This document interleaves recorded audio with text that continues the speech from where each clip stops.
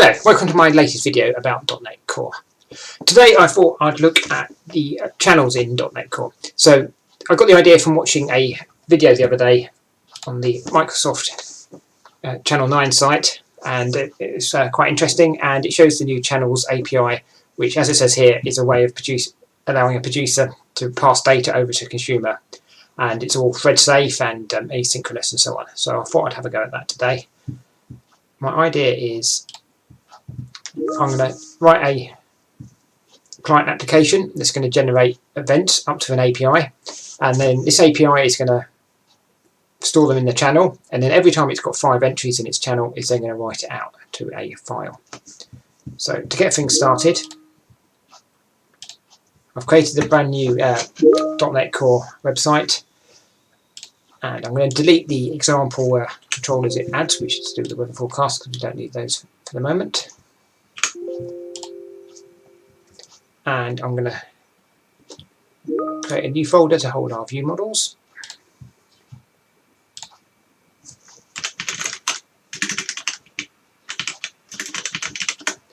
And then finally another folder to hold any services we're going to create. So the first thing is we're going to create a controller which is going to receive our request from the client. So we're going to start with an empty controller. We'll call it measurements controller. Measurements.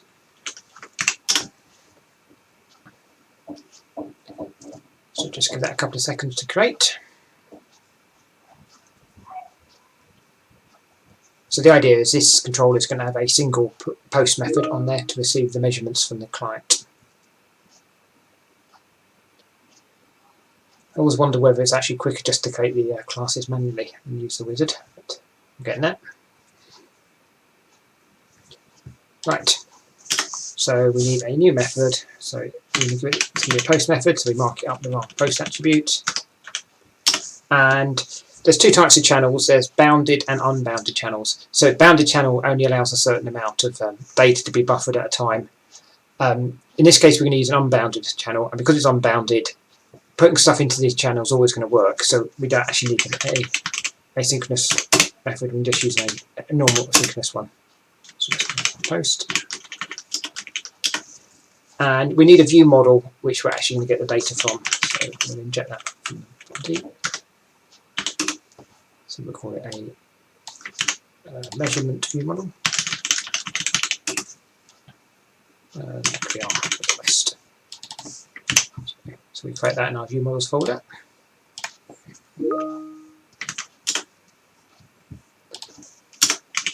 And we're going to say each measurement has an ID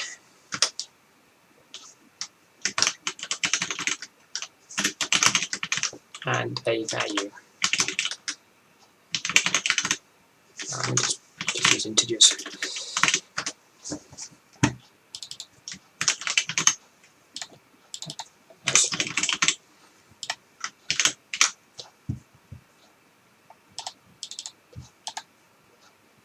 We include the namespace.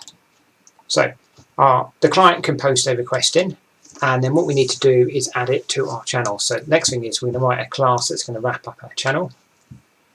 And the idea of our channel is it's going to batch up these measurements, so we're going to call it a batcher. So in the constructor of our batcher, we're going to create the channel.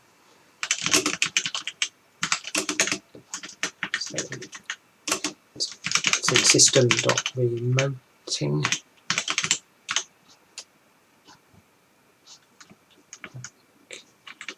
Channels.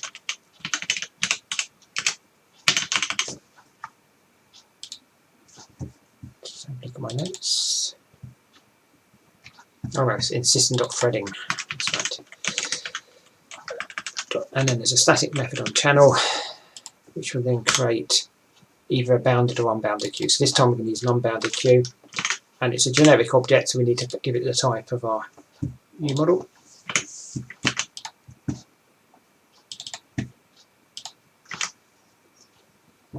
And include its namespace, and we want that to become an instance field. So let's move that up. Could probably be read only as well. Okay, get rid of that. Okay, so then we need a method to actually add measurements into our channel.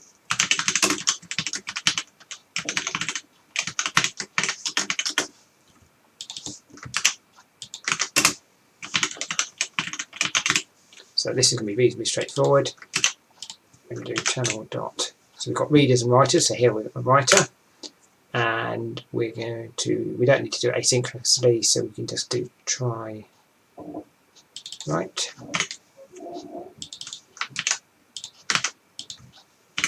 Now I don't think a write request can fail in our case, but we will check anyway.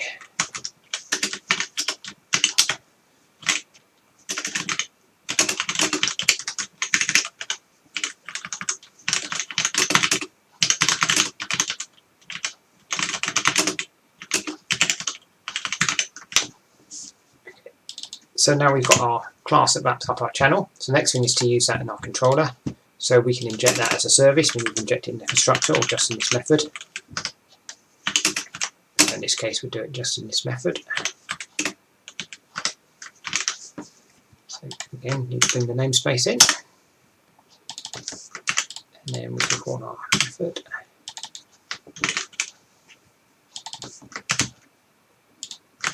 So obviously in real life, if you were doing a controller like this, you'd add some validation around the data coming in, and you probably wouldn't be using the view models directly into the channel either. Okay, so that's done that. So next thing we need to do is register the batcher class with our DI system. So we want to use it just for both the part of the code that inserts it and also the bit which is actually going to generate the file. So it needs to be a singleton, so they're going to share it.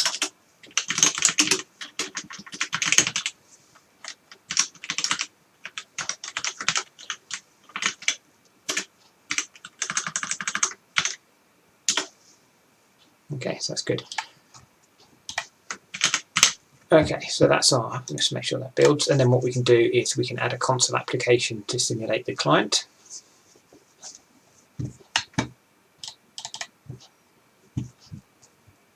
Okay, that'd be all okay. So let's add our second application. So we have a .NET Core console app.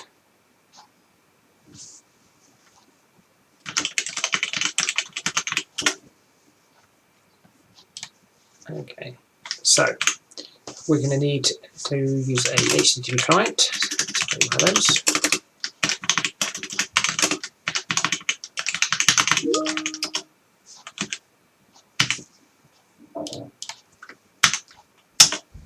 And we're going to need to set its address.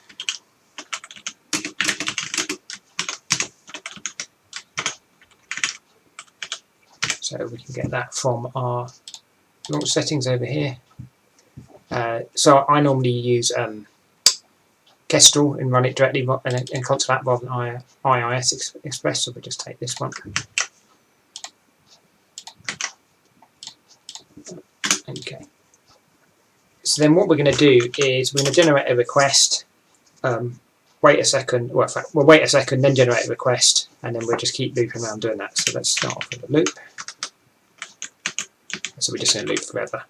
So first of all we want to do is wait. So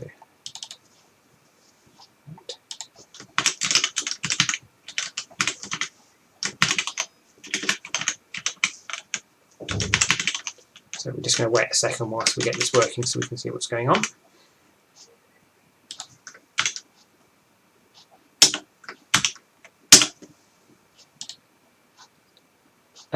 So then we can make our call. So we want to do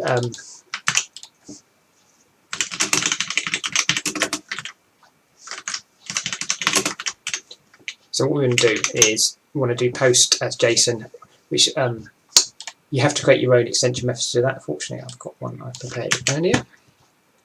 So normally I do this as an extension method, but for now I'm just going to put it straight in our class.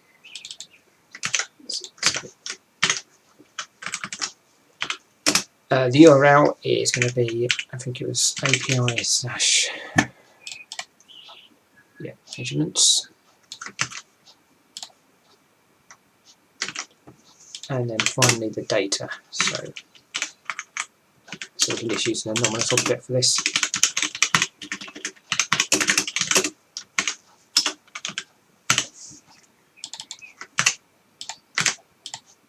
Let's fix up those namespaces.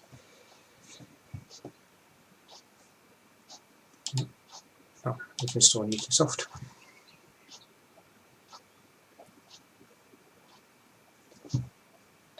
Right, so we need those measurement ID and value from here. So for the moment we're just going to hard code these.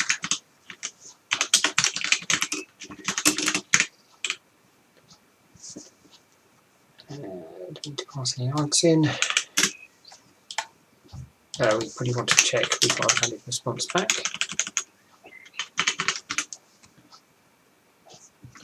Okay, and then we can set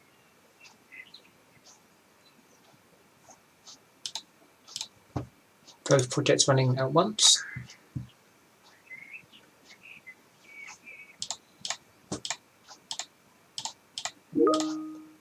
And yeah, that's fine.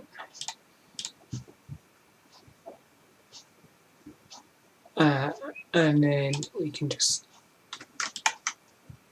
add a breakpoint there just to make sure something's been added to our channel. So if we start this now, what we should expect to see is the client creating a post request every second, which then gets added to the channel.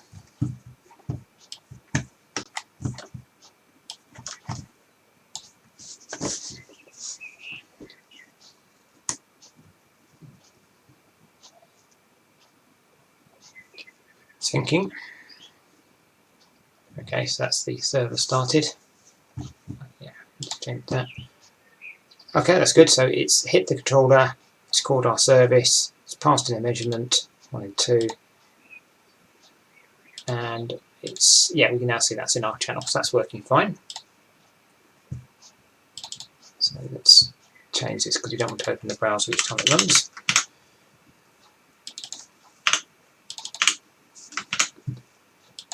Okay, so next thing we need to do is a way of actually batching up these requests and actually writing into a file.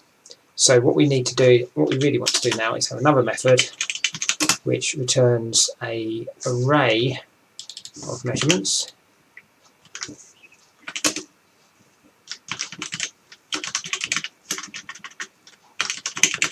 And takes in our batch size.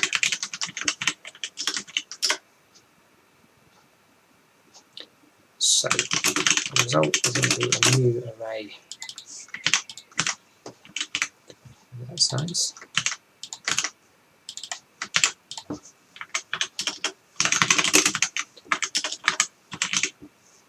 And then we're just going to read them one at a time. So we ask our channel reader. So we can either do try read, which can return false, but the problem is if that's not really what we want to do, is we always want to get a result. So we want to just wait until we get that result. So instead we want to use read async. So that's going to block until a result turns up, so we need to wait on that as well.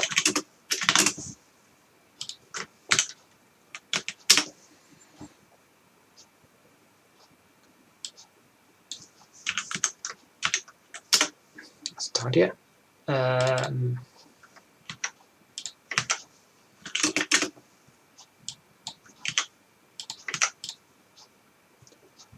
Okay. Now we need some code that's actually going to call that. So the way we're going to do that is we don't want to use a controller because we want this to be running all the time. So what we're going to do is we're going to add a background task instead.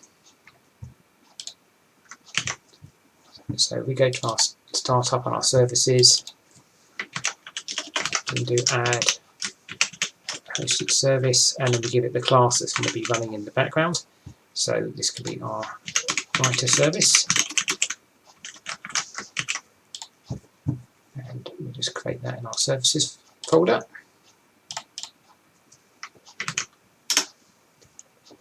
So that's going to inherit from a background service. This.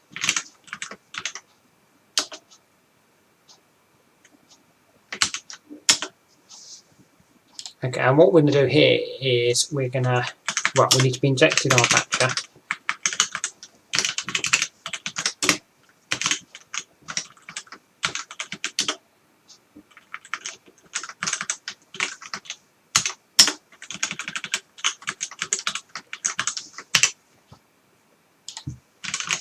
So what we're going to do is get our next batch of items, our read batch method, and we'll have a batch size of 5 to start with. So that's going to give us the next 5 items. So we just need to decide what we're going to write to the file. So I think we'll write the 5 IDs from the batch and the sum of the measurements, or average of the measurements, doesn't really matter. So we can do average. So it's average.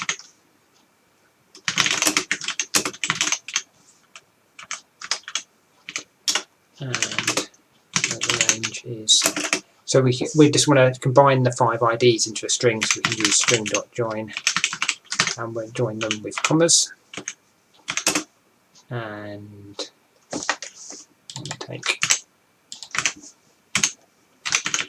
the IDs from each one.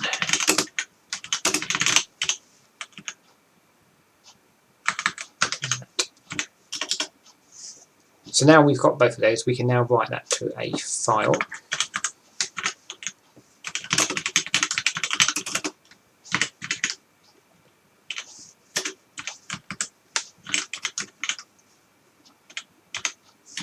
So we want probably the range of values followed by, maybe we do a tab rather than a comma, then the average value, and then the carriage return.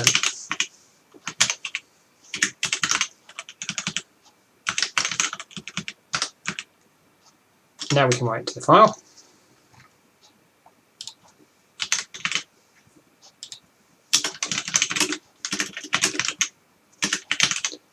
So probably append this one we want. Path.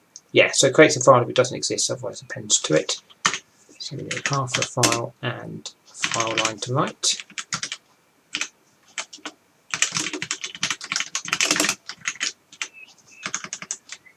So we might as well write into our folder here.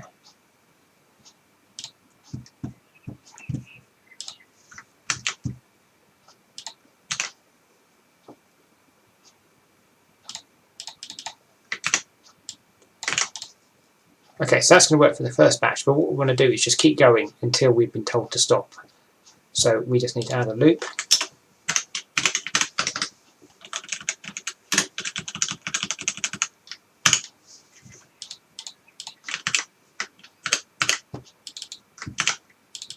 So we keep going until the stopping token requests us to stop. And what we can actually do is also push this token into our read batch method as well. Otherwise we could end up just waiting there. And then we can pass that down to read async.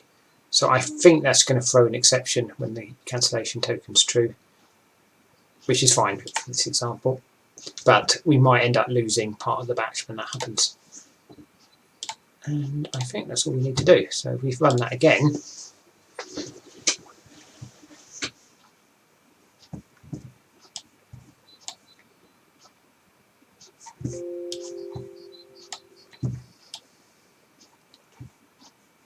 so if it works, then after 5 seconds and 5 measurements, we should get our file created.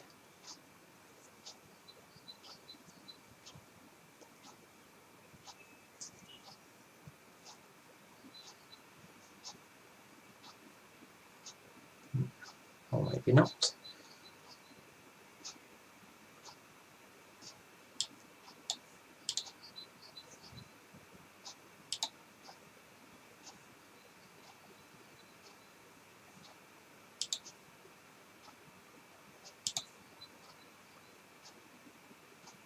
Okay, so why is this not working? Is this running?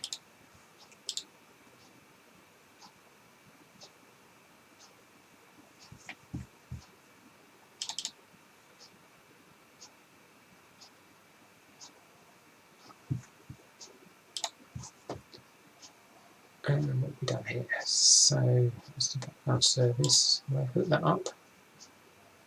Yes.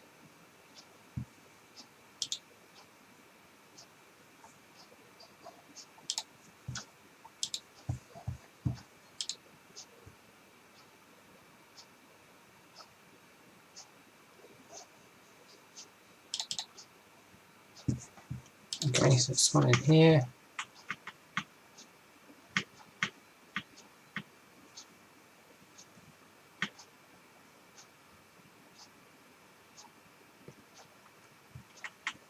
So we just run that onto there.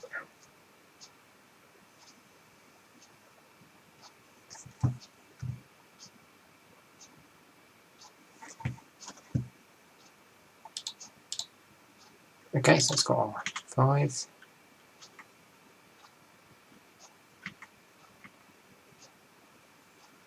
Select OK.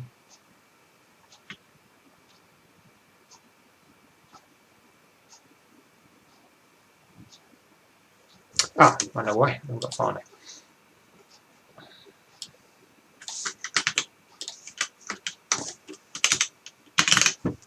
So it's silently throw an exception which we're not catching. That's the problem.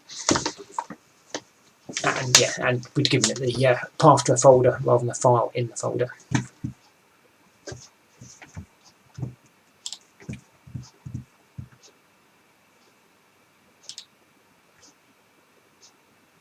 One, 2, 3, 4, 5. That's better. So now,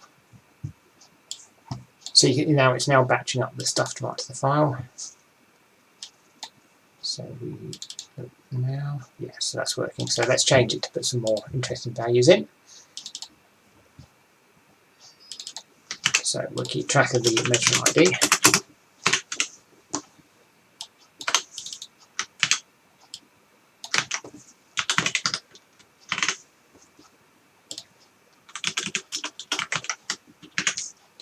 And we'll make the value a random number.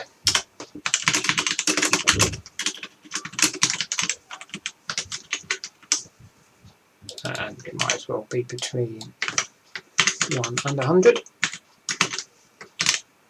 And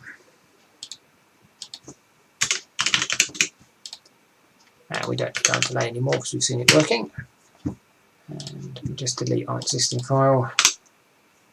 And we're running it now. And we should get some more measurements.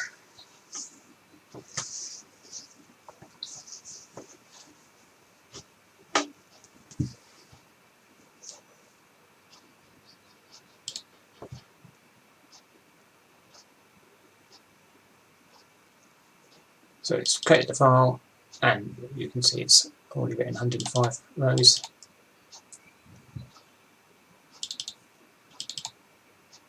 Yeah, and that seems to be working reasonably fast and nicely batching up. So it's taking in 5 requests at a time, and then it's batching them up and writing them out.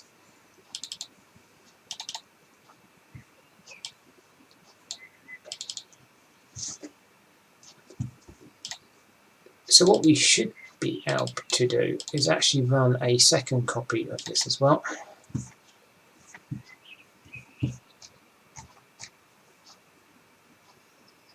Not that bit though, the other bit.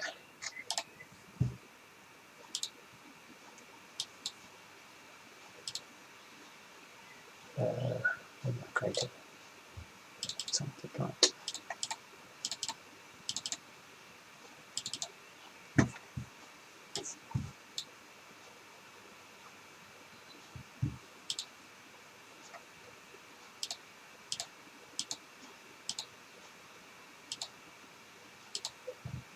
oh, I've got lost now. There we go. Yeah. So you should be able to see. Yeah. So you can see we've both got two clients. Now got 2 clients writing at the same time, and you can see the batches are now mixing up the. So half the requests are coming from one client, half are coming from the other client. So that's quite a good example of multiple producers and just this one consumer of the data.